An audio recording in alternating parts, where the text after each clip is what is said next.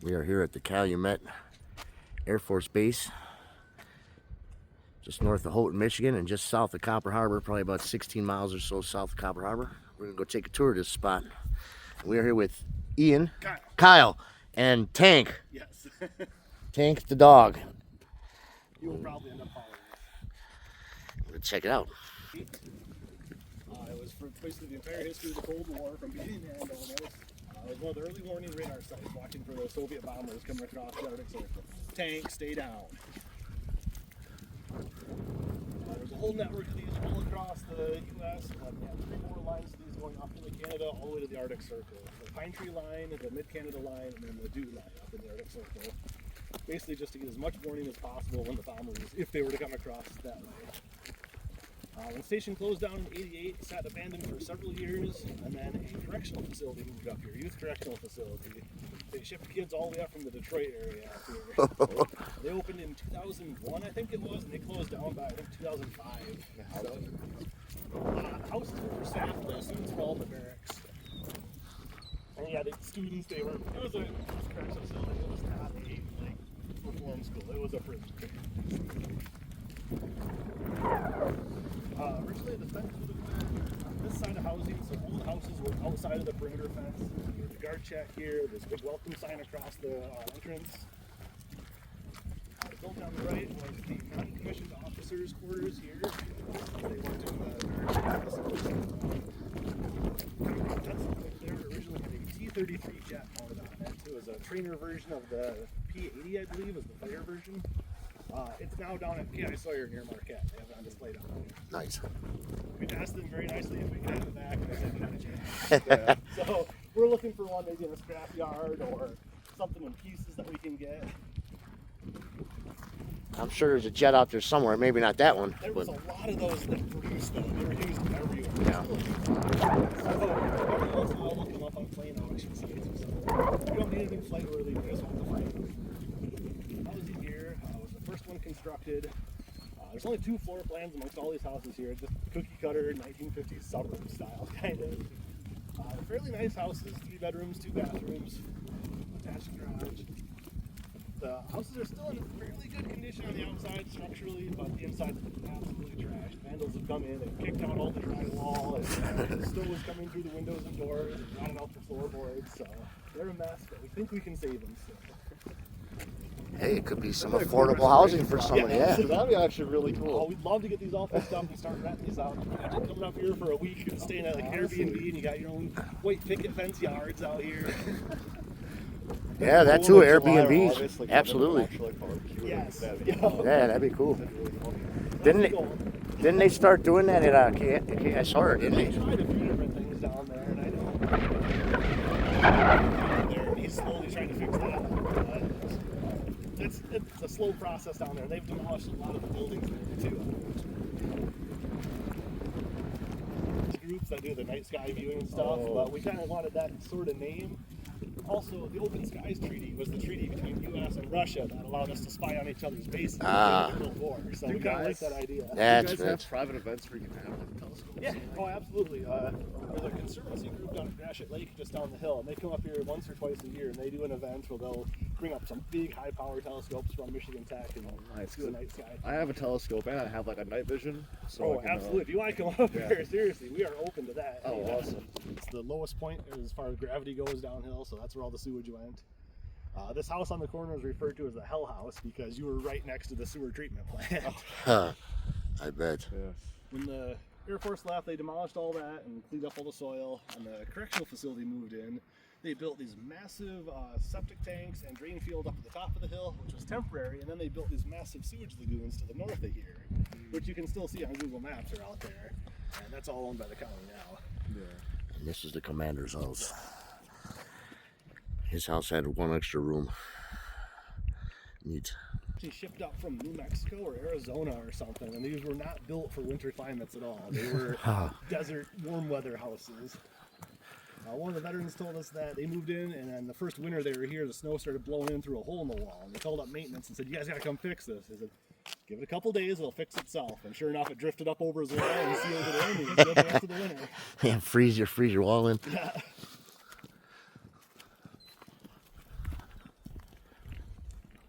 My grandma's house had those exact same vent covers on the registers like that. Nice living room, dining room combo here. Smells moldy though. Yes, and this is better than some because this one has been mostly boarded up even when we got up here. When we bought the property, there were only 5 windows intact on the entire property, and this building has, I think, 3 or 4 of them. Wow.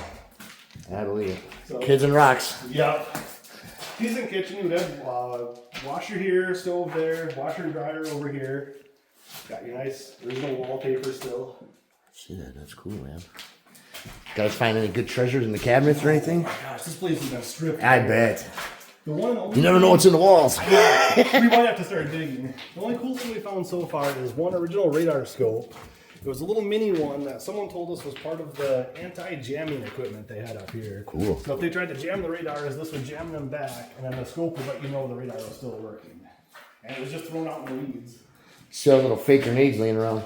Yes, yeah, that's all there is off, guys. The BBs everywhere. Yeah, there is pellets everywhere. It's really nice, actually. Yeah, This is pretty cool, man. Master bedroom here with a bathroom in that one as well, plus this bathroom here. It's not bad. I would be happy living somewhere like this. Oh yeah.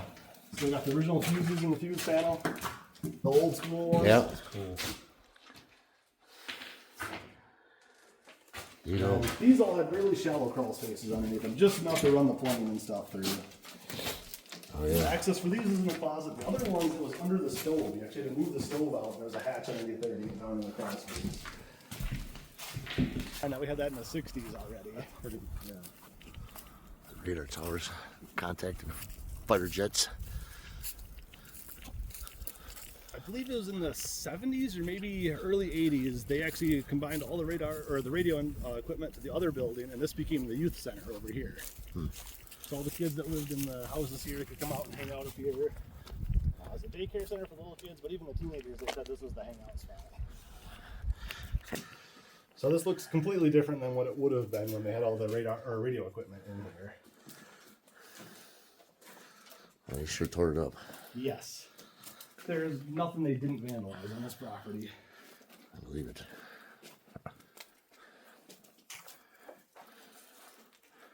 Really cool.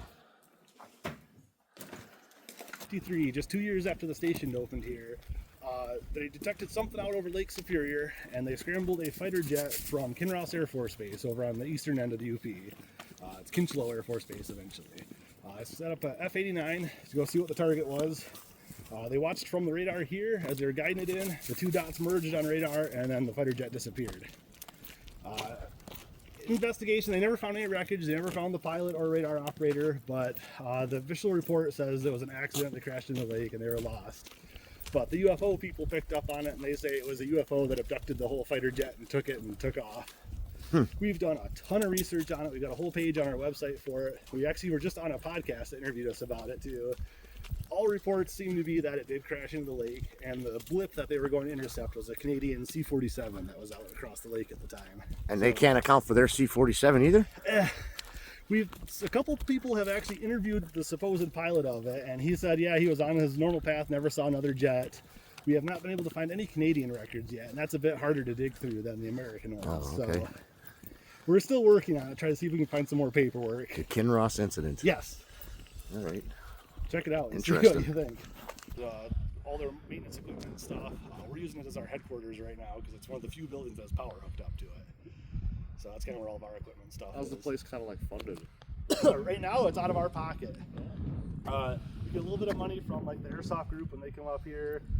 Any other events we do, which isn't much at this point, but it's mostly just we paid for it with all of our money. We pooled everything we could and paid outright, so no loan there. We've been getting a couple different grants that have helped us with some of the work up here. So like the wall repair and the roof repair up on top of the hill, boarding up all the windows. That was all from the state of Michigan. That's cool.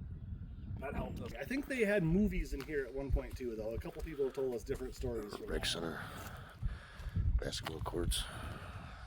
You can see the roof of the bowling alley right there. Unfortunately, it's collapsed for quite a bit of it because it's at ground level and the snow would just drift up on top of that. That'll do it. This is the commissary here on the corner, so get your groceries, whatever supplies you needed here if you lived on base. This was the pump house behind it here, and then behind that is the water cistern. So there's a 60,000 gallon underground cistern there, and that's where the water was pumped off the hill to. This was the heating plant here. You can see the chimney fell over for it, but originally all the buildings except the houses were heated by steam. And there were big above ground insulated steam pipes going everywhere. Oh wow. The one on the right was Is it coal powered? that was coal originally, and they switched to fuel oil. And the funny thing is, the fuel oil tanks were in the ground right there, about 20 feet away from the water tank, like right next to each other. There's no way that would fly these days. No, sure wouldn't. Dining facilities was this one here on the right. These three in a row here. The back one was the civil engineering building, so base maintenance and stuff. The middle one was the chapel. They eventually moved the chapel up the hill, and that became a storage and a woodworking building, I think. And this was the headquarters building here. So all the officers had the desks in here. The post office was in the middle. The PX was in here, and then there was at one point the rec center was in here before they moved it. They had a couple pool tables and I think a small movie theater in there. We don't own this one. The county kept that for themselves because it has the AT&T tower on it. They get a good amount of money to own that. But so that would originally have a dome on the top with a big search radar underneath that.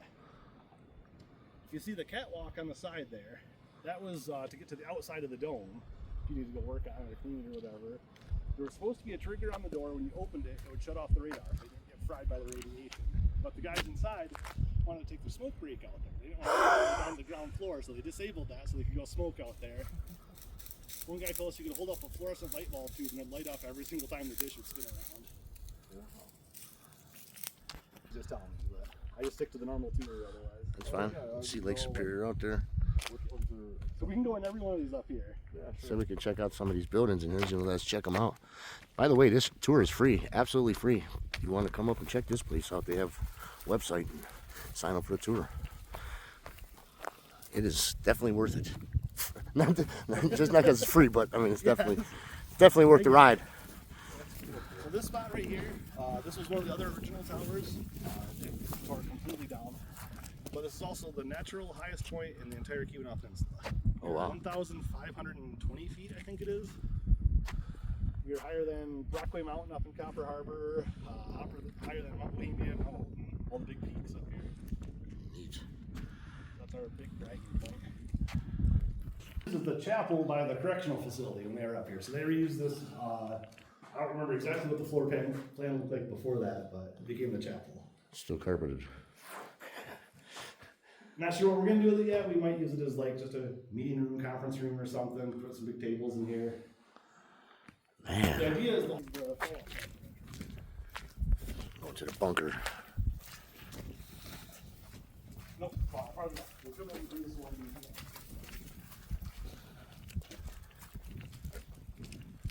Check out this bunker.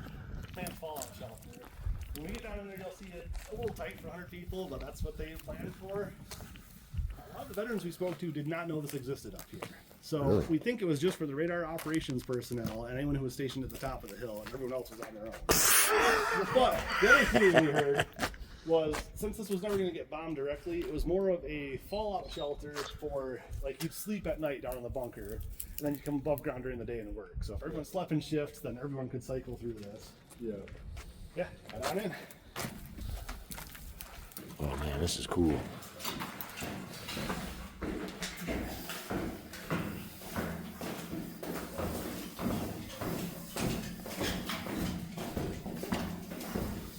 This hatch here would have been all your air filtration equipment behind here. You can kind of see it behind the door when we go around the corner too. That would filter out your radiation and whatnot, wherever they could. Sure. You'll notice there's no big vault door or anything though. The idea was it was just protect you from the radiation basically. Yeah. That was it. So yeah, there's all your filters and stuff back there. Oh man, this is neat, dude. This is the fallout shelter. Tanks are down.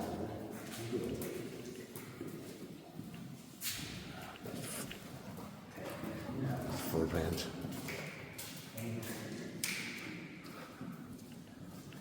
So if you see the half circle shape there, that was the original design for the entire thing. They remodeled it when they put in the new barrack or the new building overhead and completely redid the bunker at that time.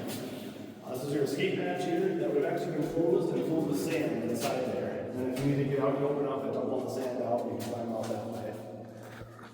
Hopefully, it hasn't turned to glass by a bomb.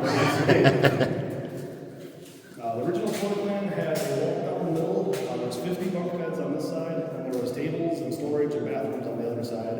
When they remodeled the shape, we don't know what the design looked like at the time, but it did have a sort of room here in the middle. We were thinking maybe for radio equipment or something. But no one we spoke to, the commander said he came down here once and doesn't even remember what it looked like at the time. It was just not a big concern. This ground environment, I think is what it stood for. And it basically took all the data from all the radar stations in a region and combined it into one big screen like you'd see in the movies where they could watch all the radars on one screen. This site became a backup site for the Direction Center. The Direction Center was in K.I. Sawyer originally and then Duluth. And this served as a backup site if those were ever hit. So that's why this building behind us is so huge. Most of these radar sites didn't have this sort of building there. You'll see when we go in the door down there, it's actually a building within a building. This is an air sheet from the original structure. It's added protection. This is the actual building, and this is all the shell around the building. So you can actually get up on the roof of this one, and it's not connected at all. Oh wow. And this outer wall is 2 cement blocks thick with sand between them. Just as extra blast and radiation protection. So this hallway goes all the way around the outside, basically. Wow. So if you come in real quick and look in this room over here, kind of a mess to watch your step. You can see there's copper mesh up in the ceiling. And that was all for like a Faraday cage for all their equipment in here. Originally we thought it was for like if an EMP went off or something, but I think it was actually to protect from their own radars. They were putting out so much energy that this was to protect their own equipment from it. Because people that lived on base said every time the radar dish would spin around, your radio would go static every single time, your TV would go fuzzy. Equipment out of here, they just started reusing it for other purposes. So the commander kids said they remember having Sunday school up in this room here. This is still very much a mess that we were working on cleaning up bit by bit. So that's kind of Man, it's cool, dude. This is cool. I love urban exploring and stuff, yeah, man. this is really cool. So if you look at this door right here, that's part of the Faraday cage for the next room. That's all copper tabs on there, and that will be electromagnetic seal if that door shuts. Wow. Oh man, this is neat. So this was the briefing room. Originally, this was the radar scope room. They had all the scopes in here. They had a tiered platform where they were all set up. Big screens on the front wall here. They moved that to another room in the back, and then turned this into the briefing room. Is that the presidential football? That was in the airsoft group. We told them to make sure they collect all their stuff. This was one of their objectives, I think. Neat. The computer room. So that would have been actually the processing computers and stuff. Cool. Yeah, seriously, watch your step. Yeah. See, it's a little risky. So if you're old or whatever, don't try and come through this tour because you might have a hard time. I'm not worried about the waiver. We're not getting hurt. Hopefully not. Not a whole lot to see back here, but still kind of cool. This room, and then there's another one on the other side of the wall. We're leaking horribly, and we redid the whole roof last year as part of that grant we got from the state of Michigan. Wow. Which is nice. I believe this was all the computers in here, and then the radar scopes were on the other side of this wall on the other room.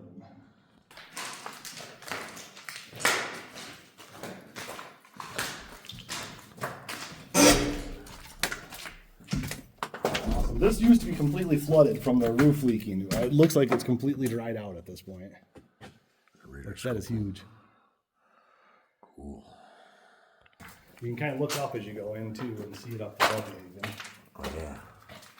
Ventilation. It's all just ductwork now. They took all the blowers and motors out. I think there would have been either generators or something on these pads here. Neat. There's one room, there's 2 little rooms on the side of down this hallway, and the very end one, I believe, was a small armory at one point. I'm not sure the reasoning behind that. This building here was engineering storage for a lot of the radar equipment here. Someone said they remember taking classes in there at one point, and then there is a gap filler radar down by Painesdale that was kind of blocked by the hills, so that filled in and that data fed into a console in this building as well. And then this last one here is the height finder radar. So the main search radar would tell you where the aircraft was. This was how you would tell the altitude of it. And it was, you take a normal radar dish, flip it on its side, and it would nod back and forth, and that would tell you the height. This is the one we actually own, and we can go up to the roof of this if you want. Let's check it out. It's a stair. Two floors. One floor would have been all the transmitter equipment, and one would have been the receiver equipment for the radar. This is still very much a mess in here that we're working on getting cleaned up.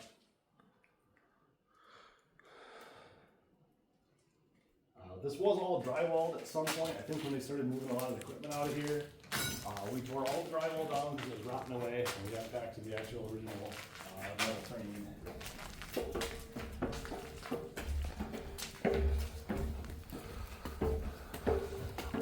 That's a roof. I think I gotta go on a ladder. I'm gonna turn this off in a second here. What a cool view. Superior.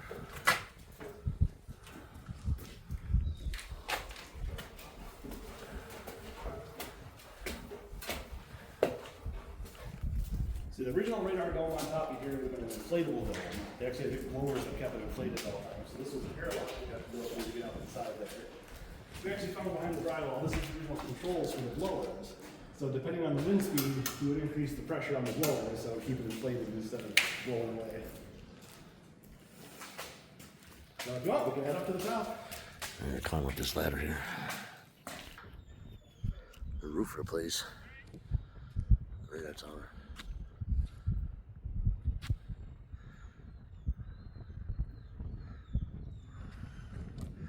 Man, you can see everything from up here. This is awesome. Wow. Really cool tour, guys. Very informative. We all learned something. Highly recommend this tour.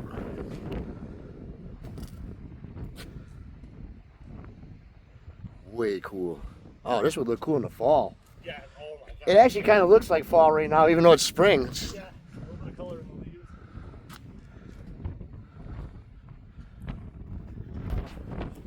There's a smokestack on the coast out there. That is in Gay, Michigan. Gotcha. There's the Huron Mountains across there. Huron Mountains out there. Coming off, we got Gratiot Lake down the hill from us here. Lac La Belle. Yeah. Just to the Mount left, Bohemia. ski resort, Mount Bohemia. Mount Houghton is the tall one behind that. Yeah. Brockway is somewhere on this ridge out here. I think it's that long, low ridge. Yeah. Copper Harbor just past that. Now, if you see the blinking antenna out there, that is the Delaware mine is right below that. There's a little white building in the trees you can kind of see. Mount Baldy is the one with no trees on the top. Eagle Harbor and Eagle River will be out that way. Coming all the way around here, we've got Central Mine, straight across the road from us there with the gravel pile. Yeah. And then behind the tower, on both sides of it on the horizon, that is Isle Royal. You can see all the way out there. Wow. I didn't believe it at first. Oh yeah. I measured it out. Yeah, because you can see it from Rockaway. Okay. Yeah, that makes sense. Horizon there, you can see a couple little antennas and stuff sticking up on the hill. Is there? Oh yeah, way out there. Yep. So the ones out there, one of those is the smokestack at Calumet High School. So that kind of gives you an idea of what's in that direction there. The one to the far left, that looks like a little bit larger bump. That is the mine shaft at Osceola number 13, just outside of Lorient. I hope you enjoyed the tour. Sky's Place, Calumet Air Force Base. Come check it out sometime. It's Uper Al, taking you places.